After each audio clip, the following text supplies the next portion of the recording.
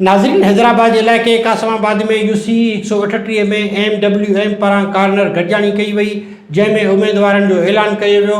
Chairman लाइ वरियाम मल्लाह खे नामज़द कयो वियो आहे। इन हवाले सां ॾिसूं था हीअ रिपोर्ट। हकीकी तंजीम को अपना वोट कास्ट करें। हमने यहाँ पैनल बनाया है और पैनल माशाल्लाह जो है पूरा पैनल हम तकरीबन पूरे हैदराबाद से पैनल खड़े कर रहे हैं, इसलिए कि हम हकदार को उसका हक दिलवा सकें। क्योंकि आप देख रहे हैं कि जितनी भी तंजीमें पहले इलेक्शन लड़ती हैं, वोट ले रही हैं, मगर वो आवाम के लिए काम नहीं।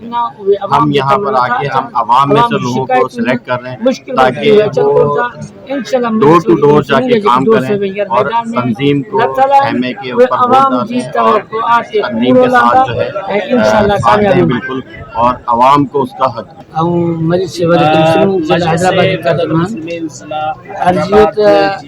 हैदराबाद में मजलिस वदत मुस्लिमीन बलदियाती इलेक्शन में मैदान में लथाला। अॻे हिते हुसैनाबाद में कान मीटिंग कोठाई, जंहिंमें महल जा मोमिन ऐं हितां जा ॿाहिरि गॾु थिया। उनखे पैगाम ॾिनोसीं त तव्हां पंहिंजो वोट मजलिस वदत मुस्लिमीन जे पैनल खे ॾियो, जेका तव्हांजी सही नुमाइंदगी करे सघे, तव्हांजा मसाइला सही तरह सां हल करे सघे। छो जो अॻियां माण्हू तव्हांजा मसाइला हल न कया, ख़ाली वोट वठी ग़ाइब थी वेंदा हुया। इंशाअल्लाह जेके हींअर असांजो पैनल हिते लथल आहे, उहे महल जा ई दोस्त आहिनि, हिन इलाइक़े जा ई दोस्त आहिनि, हिन इलाइक़े में रहंदा, इंशाअल्लाह हिन इलाइक़े जा ई मसइला हल कंदा। मुंहिंजो नालो रहमान रज़ा एडवोकेट आहे ऐं मजलिस वहदत मुस्लिमीन ज़िला हैदराबाद जो सदर आहियां। मजलिस वहदत मुस्लिमीन पाकिस्तान जे तरफ़ खां इलेक्शन में भेण जो ऐलान थी चुको हो, लिहाज़ा ज़िला हैदराबाद में असां अॼु हुसैनाबाद में हिते यूसी में इलेक्शन के हवाले से असां पंहिंजा कैंडिडेट जेके आहिनि से अनाउंस कया आहिनि। यूसी नंबर 138 ज़िला हैदराबाद जी हिन यूसी में असां पंहिंजे कैंडिडेट्स जेके अनाउंसमेंट कई आहे अॼु, ऐं इंशाअल्लाह असां पुरज़ोर अपील कयूं था हिते जे माण्हुनि खे त जेके मोरूसी सियासत कंदड़ नुमाइंदगान जेके हमेशह बीहनि था ऐं आवाम जो हक़ खाइनि था, आवाम जो अमानतूं आवाम ताईं नथा पुॼाइनि, हैदराबाद जी रस्तनि जूं नालियुनि जूं ऐं जेके हालतूं आहिनि हिते असां वटि, उन जो माना को सदेबाब करण जे लाइ केरु तयारु न आहे।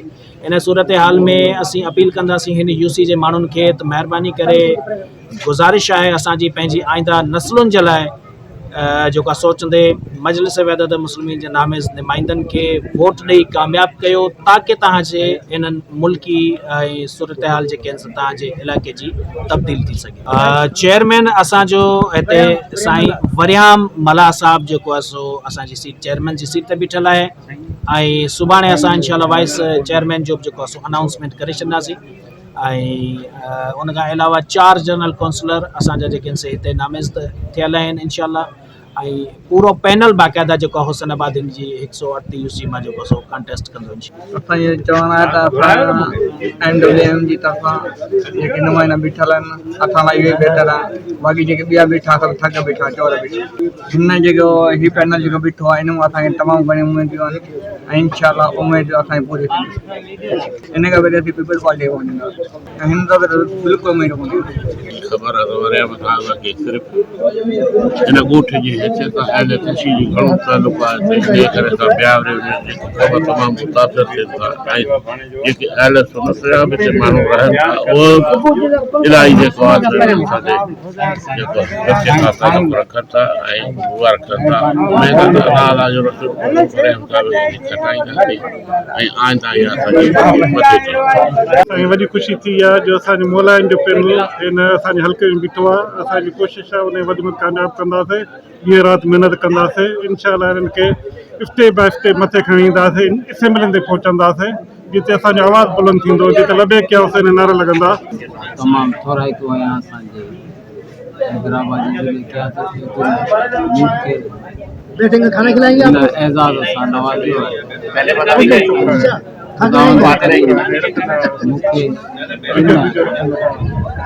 MWM में कमु करणु ऐं असांजे भाइरनि जो साथ ॾिनो।